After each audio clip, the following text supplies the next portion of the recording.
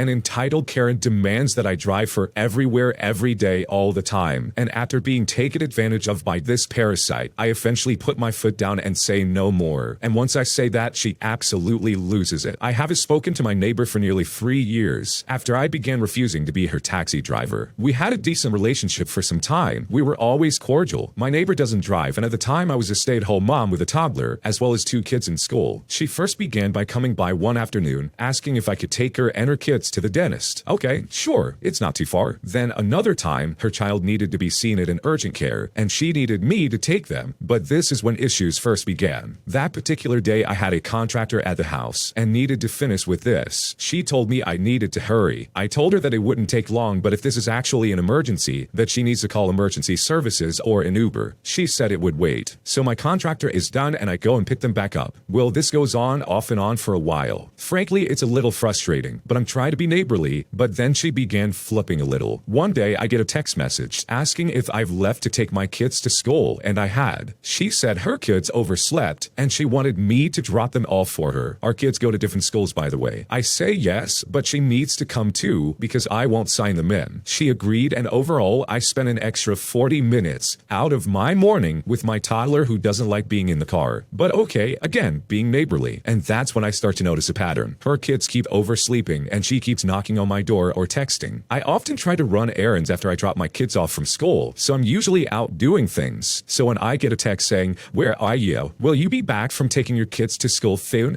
I need a ride," I just tell them no, I won't be home. And then she asks if my husband can do it since he works from home.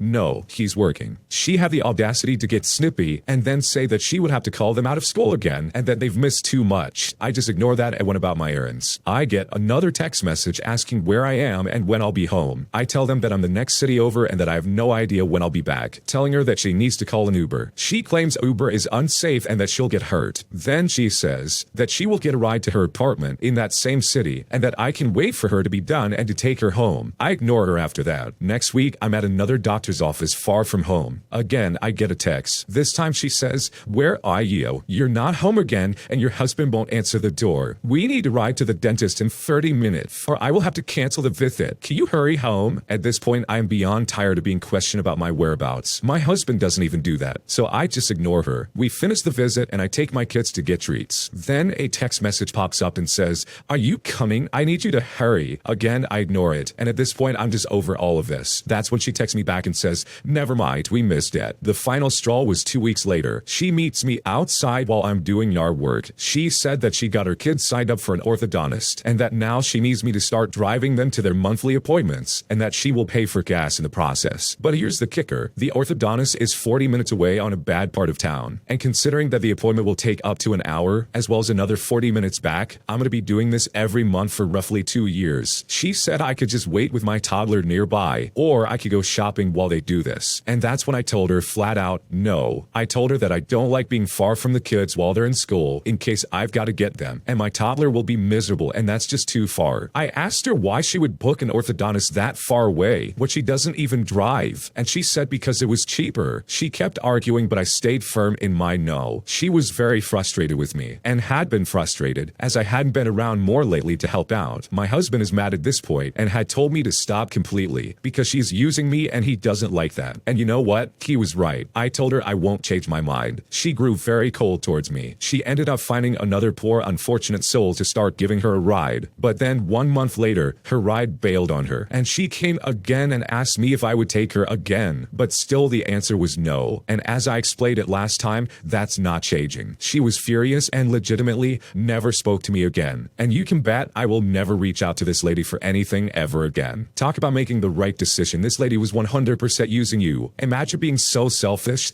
that you harass your neighbor for a ride anytime you need to get things done. I have run into people like this who just take advantage of your kindness, all for the sake of them getting stuff done. There's never a thank you. They never pay you back. They never decide to help you out in return. The kindness is not reciprocated and it is absolutely miserable dealing with these people because I don't think they actually care. And the person in this story absolutely fits the freaking bill. They took advantage of your kindness for so long. You have way more patience than I do because there's no way I would have put up with that. People like this absolutely make me sick. Like if this lady really has this many reasons to go out driving, especially 40 minutes away, then they need to get their life together and learn to drive. Because honestly, this is not not a you problem. This is definitely a they problem. They didn't take the time to either have their license, or they obviously don't have their life together enough to be able to have a license and drive. It's absolutely ridiculous, and I'm so glad you cut this parasite out of your life, because you, your husband, and your toddler do not need to deal with that. This next one came from the Am I the Jerk podcast subreddit. Check the links in the description to submit your own stories. Am I the jerk for cutting contact with my family after they turned my mother's life as well as mine into a living nightmare? I'm a 22-year-old female, and it's been 7 years, and I still haven't talked to an entire side of my family. Here's the thing. My grandmother is the kind of woman that privileges one kid above the other. She always gave more to my uncle than to my mother, to the point that my uncle turned into a complete spoiled brat. He's the type of guy that would cut off contact with you for 3 years without any news, all because he didn't go to his son's birthday party, even though you had a good reason not to go. Yeah, this guy's a winner. As for my grandmother, she always treated my mother as an ungrateful child, and she was always taking her anger out on my mother. She also didn't hesitate to tell her she was an unwanted child. When my mother was 5 years old, my grandmother told her the only reason why she was born was because her husband wanted a daughter. As she grew up, my mother started to rebel, and even decided to cut contact with her mother after my grandfather's passing. But then she became pregnant with my older sister, and felt that she was being unfair. One of my grandfathers passed away at an early age, and the other one left without a trace, so she wanted us to at least have both of our grandmothers. It went well eventually until my mother became pregnant with me. I was born the same day as my grandfather's death. Because of this, my grandmother hates me and wanted to show it to me. She was always acting nice around me, but she was always strict with me, to the point that when my sister and I came back from a trip we did, I ran to my mother while crying as if I just saw the devil himself. That's how bad she was when I was on this trip. She was also neglectful towards me when she was helping my mother babysitting my sister and I. And I don't mean it in an emotional way. One day she made me swim in nothing but underwear under a blazing sun. Although my mother packed a swimsuit for me, I ended up being burned very badly on my whole body. Or she would let some strangers look after me in a foreign country while we were on a trip. Another thing that she does is that she never wants to celebrate my birthday on the actual day itself. Eventually, I would understand why this state affected my grandmother so much, and how my grandfather's loss was so devastating to her. But she got rid of every single one of his belongings. She went as far as refusing to give anything to my mother. To this day, I don't own anything from my grandfather's. The only thing I have from him is an old vacation picture where he's barely visible. I started to realize she actually hates me when I was around 13 years old. My mother still had to listen to my grandmother's improper comments, but she acted as if it was nothing, for the sake of my sister and I. As for me, she always treated me like a worthless girl. One day when she came to visit us, she even stood before me, looked me in the eyes, and then pretended like she didn't even know my name. To make it clear, she has a very good memory, and even if she didn't, my mother talked with her every week. Even though we live very far away from where she lives, she did remember my name. I tried to not think much of it, just so I wouldn't hurt my mother, but I couldn't take any more when she started assaulting my sister. Before my sister was born, my grandmother decided to make a bank account for my sister and I. She would fill it until we were 21 years old. My sister is 5 years older than me, and my grandmother started to harass her about what she would do with her money. Although none of us knew what amount my sister would receive. We don't care about money. In fact, my sister and I didn't want it, but I still lost my temper when this happened. My parents, my sister, and I all had to go through a lot, so we're pretty close. Also, because of that, we're pretty protective of each other, and since I inherited my mother's personality, I felt the urge to protect my shy, quiet, and overly nice older sister. My mother and I ended up having a huge argument with my grandmother, and we didn't talk to her for a very long time. That was until my mother's uncle, with which she was close to, passed away. As I said before, we live far from the rest of the family, so my grandmother had to tell us about it. My sister and I decided to accompany my mother to the funeral to give her support. When we arrived, no one was at the graveyard, so we called my grandmother and asked where they were. That's when she gave us the true address to the graveyard. We ended up arriving when everybody was about to leave. My mother had to listen to improper comments and couldn't say goodbye to her uncle properly. After that, my grandmother told my mother to come and take back the last thing she still had from her. And since then, we stopped talking to each other. I learned she's saying to everyone that she is the victim and that my parents, my sister, and I are just ungrateful morons. My mother suffers a lot from this whole story. I still see her cry about it from time to time. She also apologizes countless times to my sister and I because she feels guilty of giving us a grandmother like that. And I must say that I suffer from this too. I try not to show it for my mother's sake, but I still think about it a lot, and I still don't understand what I did wrong. Sometimes I even catch myself thinking I would rather have her pass away and instead have my grandfather be alive. And when I think about this, I feel like a monster. So am I the jerk for wanting to cut off this side of my family out of my life? No, you're not the jerk. Your grandma is a psychopath. As someone who has a side of their family who fits this description almost perfectly, I know exactly what you're going through. And I understand the stress that comes along with having relatives that treat you like absolute garbage. A lot of the bad talking and the name calling and the crappy treatment, for the most part, I can understand as just being their personality traits and something that if you ever see them again, you'll probably have to put up with. It doesn't mean that it's okay, but at least you can know what you're going to get into if you ever decide to come in contact with them again. And for me personally, there's no way in the world I'm going to be treated like that. Not for a second, especially not my family. But the fact that your grandmother gave you the wrong address for this funeral for your uncle is absolutely unexcusable. I can let go the fact that they're terrible people and they pretend to not know your name. I can get over the fact that they treated your mom like garbage and then they feel the need to try and treat you like garbage as well. But on the one day when everyone is full of such sad emotions and everyone is feeling incredibly vulnerable, she decides to pull this garbage just so your mother can't say goodbye to your uncle basically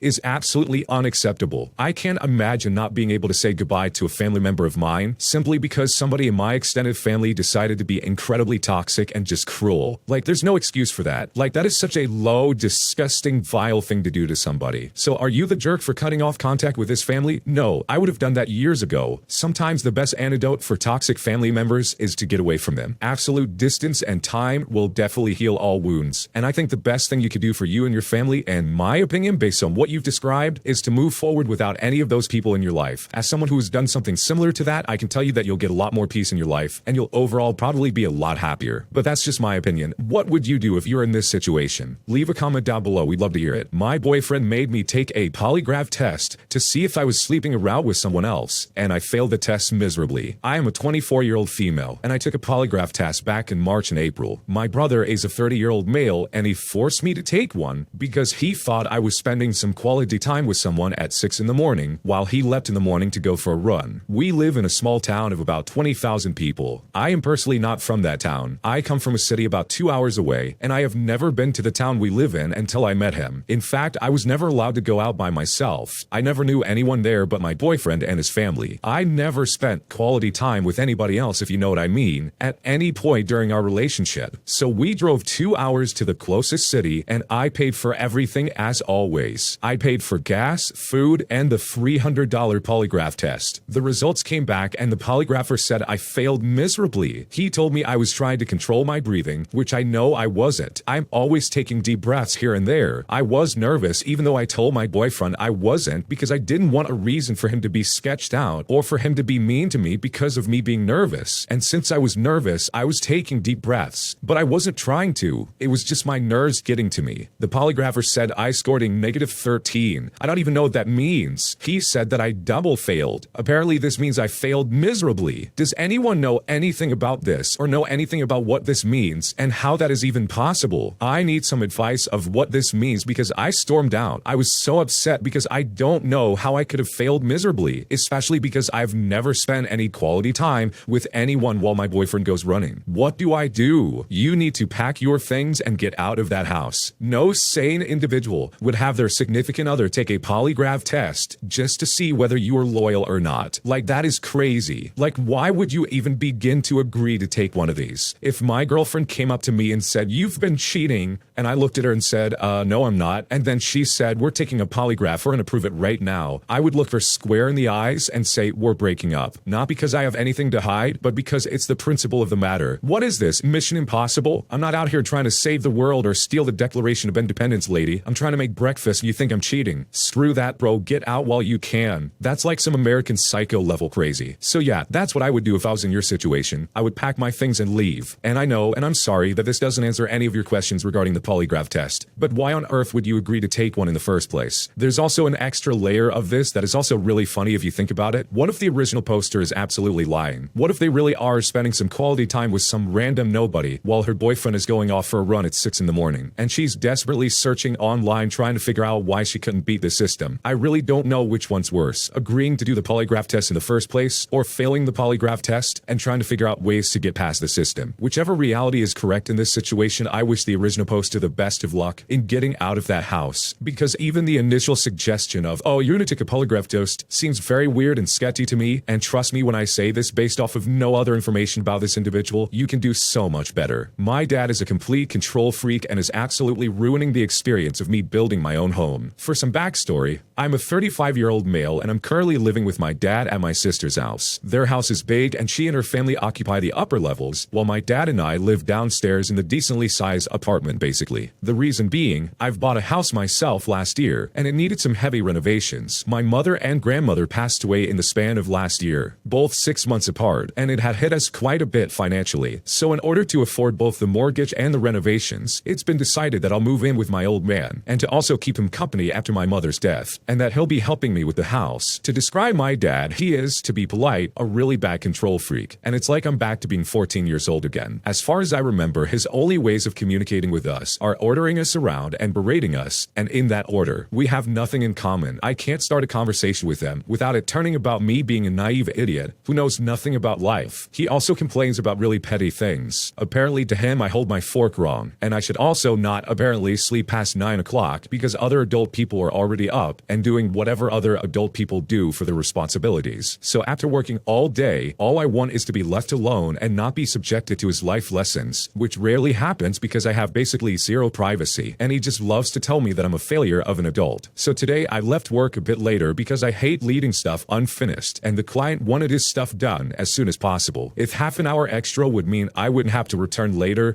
it works for me, which earned me another lesson about how I should prioritize family matters first and ditch work 4 hours early if necessary. And yeah, with that same logic I would go ahead and get fired, but for some reason he doesn't seem to understand the nuance. This is all because he asked me to drive by the house in order to check the work done, and I for some reason did not ask the workers to stay past 6 o'clock at night in order to discuss things with them. I just knew the evening would be terrible, and you know what? It was. See, while I've been admiring my new walls in the paint, I've noticed a note in my mailbox. Some dude wanted to know if I wanted to keep the old doors, and if not, he wondered if he could have them. Great, I thought. I wouldn't need to throw them away myself, and I told my dad about it, but that ended up being a massive mistake. When my dad asks for something, it's rather an order, if anything. He'll tell you to do something and it has to be done, and he said it has to be done right away. So here I am, still chewing on my dinner, calling the guy about the doors. Per usual protocol, he's hovering around telling me what to say and how to say it, while rolling his eyes when I tell him to please go away and to give me some distance. Because let's be frank, it's annoying and it's really frustrating, and he's been doing it for years. He can only hear my side of the conversation, and the door guy basically confirms by himself what my dad wants to know, but because I did not ask in the way that my dad would want me to, it made him increasingly annoyed. By the end of the call, he's been yelling at me and calling me names, which nobody should utter to anybody. And after that, I laid into him because I don't like being insulted, even less by my own family. He then went to his room and pouted for 5 minutes, then went back to me and threw his copy of the house keys in my face, telling me that I'm on my own and that he would not help me with the house anymore, which by the way is just an empty threat he likes to throw around when he can't get his way. I told him that the next time he calls me names and acts like a child, I will deck him so hard that he'll need a straw for his next dinner. As you can imagine, after that, we're not really talking to each other now, and honestly, the silence is golden. Sounds like you have a rough situation on your hands. I can completely understand where you're coming from, but I can also see where this dad is coming from. It seems like they're definitely grieving the loss of their wife, so I kind of cut him a little bit of slack, but I also know what it's like to have somebody hanging over your shoulder trying to tell you what you can and can't do with a certain thing. It is incredibly frustrating. I definitely would not have said, hey, I'm gonna deck you if you do that again. I think that's a bad idea. But other than that, I think you handled it pretty well. And personally, I would take his empty threat seriously. If he doesn't want to help with the house anymore, you just make sure you never give those keys back, and you call it good. He's no longer a part of the house. So best of luck with navigating this, and hopefully things get better between you and your dad. Thanks for watching. When you subscribe, make sure to hit the bell to turn on notifications. To finish listening to all the stories, use the playlist at the top of the description. And the next time you live stream, use the Cream of the Crop music. Search Cream of the Stream on Spotify or whatever platform you use for copyright-free music to use for your next stream.